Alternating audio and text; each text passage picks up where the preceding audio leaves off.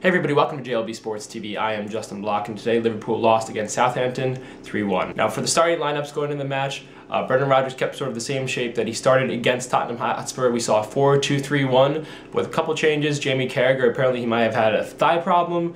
He was out of the squad today, so Martin Skrtel came back in. We also heard that Lucas might have actually been carrying a fitness problem. Not entirely sure why, but Joe Allen, regardless, came and played in that central defensive midfield role, a role that he was familiar with early on the season. He deputized for Lucas when Lucas was injured, and I thought it wouldn't be a problem. Joe Allen is one of the top in the Premier League when it comes to total possessions won, so I thought, okay, he could boss things around a bit. Liverpool should be okay there.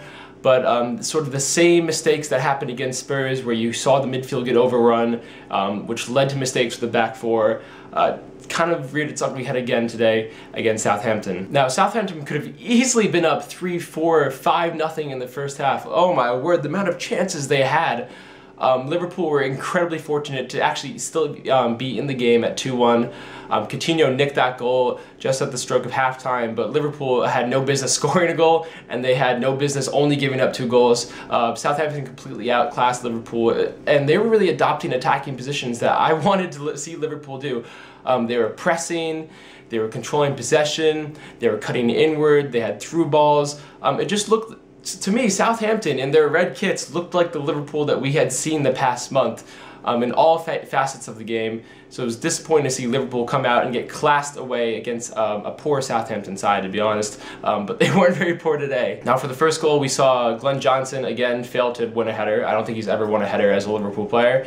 And we saw Martin Skrtel make a defensive mistake, not covering his man, not stepping in front to save the goal. Now Martin Skrtel had actually publicly questioned why he wasn't starting anymore, but all I have to do is point to the Oldham defeat and today's performance, and Martin Skrtel, that is why you're probably on your way out in the summer. But Johnson should not have let up that header.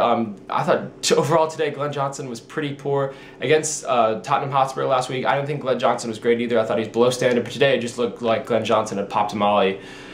He was completely out of it today. He might have been hungover. I don't know what his deal was, but that's actually 2 weeks in a row now that Glenn Johnson not doing well defensively, not getting forward at all, and really losing the ball and not playing good passes. Now on Southampton's second goal, it was a bit fortunate. Paul Lambert took a free kick, took a deflection off the wall, rolled in, but that's totally inexcusable. Daniel Sturridge, instead of protecting your fucking junk, if you had held the wall and didn't turn to the side and feel the need to protect your balls, that goal doesn't happen, and Liverpool go into halftime 1-1. Totally different ball game. So I don't care if you value your dick that much, but to me, Liverpool Football Club is more important than any man's penis. But like I said, Liverpool were lucky to go into halftime only down 2-1, and I'm thinking, oh well, Brendan Rodgers, he's been pretty adept in making the correct decisions, making the good corrections going in the second half.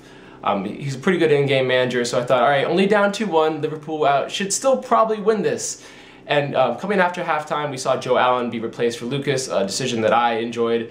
Just because Lucas, I think, gives you more bite in midfield, a little better tackle, more willing to track back and do his duty defensively, and it sort of settled down the game a little bit. Liverpool weren't getting bossed off the ball as much. They had a bit more possession, but still nothing going for them at all. To me, Liverpool needed to adapt a 4-3-3. So in a 4-3-3, I wanted Henderson on, so we'd have Lucas and Gerrard holding down the fort defensively, with Gerrard being a willing runner from midfield in attack, and we'd have Henderson at the point in the 4-3-3 triangle, sort of in an attacking central midfield role, pressing, providing good passes, some stability in midfield, getting ahead in attack, and that's what I really think Liverpool needed today. They needed to control the possession, calm the game down, and play good passes, and that was just not there at all. The passing today was probably some of the worst passing I've seen Liverpool since the Man United match. So Jordan Henderson actually did come on, I think around the 80th minute, but to me that was a full 20-30 minutes too late. He should have came on at halftime or 10 minutes after halftime. Liverpool really needed to switch to 4-3-3